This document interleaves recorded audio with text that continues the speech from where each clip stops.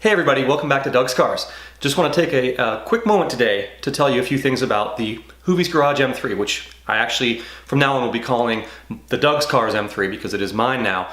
I have it over in a spare garage bay at my parents' house because we had a ton of rain this week and it has developed a leak in the top. So I'm going to go over there this afternoon. I got some special grease that Watch JR Go has recommended that he's been using on his Saturn Sky top, and hopefully that will help a little bit.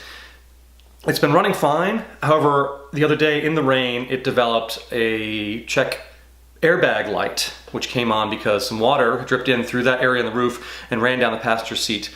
And I believe it's done something with one of the seat tension or pre-tensioner sensors in that seat. So I've also ordered an airbag reset light, which you can get on Amazon for about $29. Hopefully I will be able to reset it now that it's been indoors and has dried out, and it won't be an issue without having to replace a sensor or something like that. It came on after having driven it for well over 2,000 miles in the last week and a half. So I know it's something fairly recent, and the water did definitely drip onto that seat and run down, probably underneath it. And then I'd been driving around that day and it was on for quite an amount of time. So the system had time to check everything. So I'm sure that's what it is. And hopefully simply resetting it now that it's dried out will cause the issue to go away. They will not reset themselves. They're not like a modern airbag sensor where if something heals itself or is found to be okay after a reset of the car, and it goes away. That's not the case. It will always be on.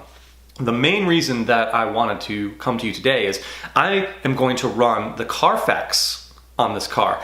I have an interesting theory that I want to see if will be proven correctly. I have not looked at the CARFAX myself. I will do that as I turn the camera on my laptop. It is a pretty highly optioned car. So it has the CD changer in the trunk, Harman Kardon stereo with the subwoofer in the back seat, power top, power seats. Some of these things were options, I'm not entirely sure, but it has all of that. However, it does not have heated seats, which to me seems to be quite an oversight in a convertible. Even one of that vintage, they were commonly available in luxury cars of that time. So it also has no front license plate bracket. It has the blanking plate that goes across that says BMW. So my theory is that it is a Florida car from new, that someone ordered this car in Florida. Let's see if I'm proven correct. Let's go and look at the screen. All right, I've got the VIN entered in. Let's hit run. And let's see what it comes up with.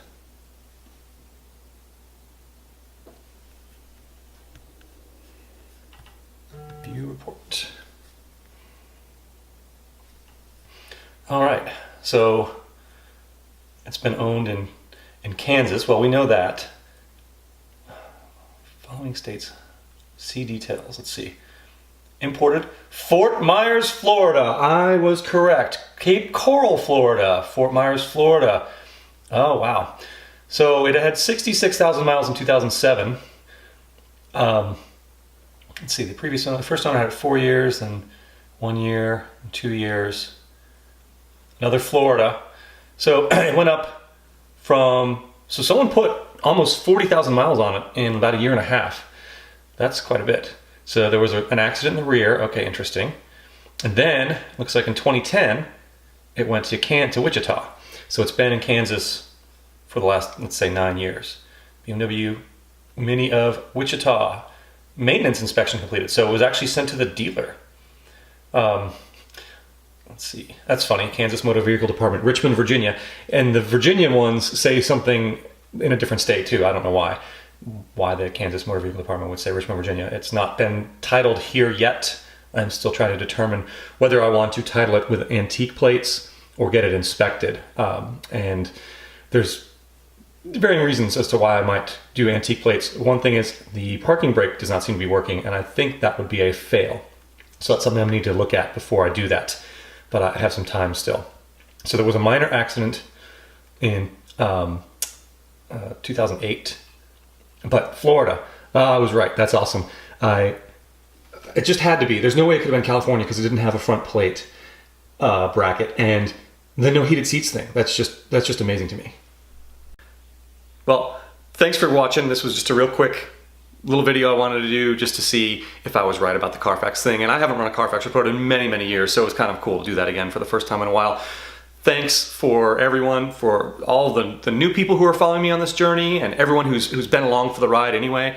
I really appreciate each and every person who watches this, comments, likes it.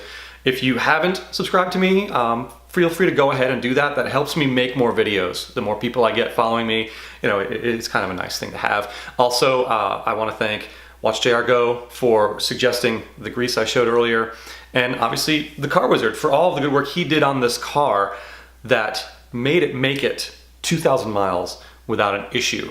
I didn't put anything other than gas, washer fluid, and a little bit of air in one of the tires in it, and that trip was well over 2,000 miles.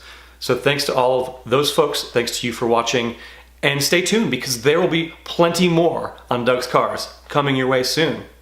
Thanks for watching.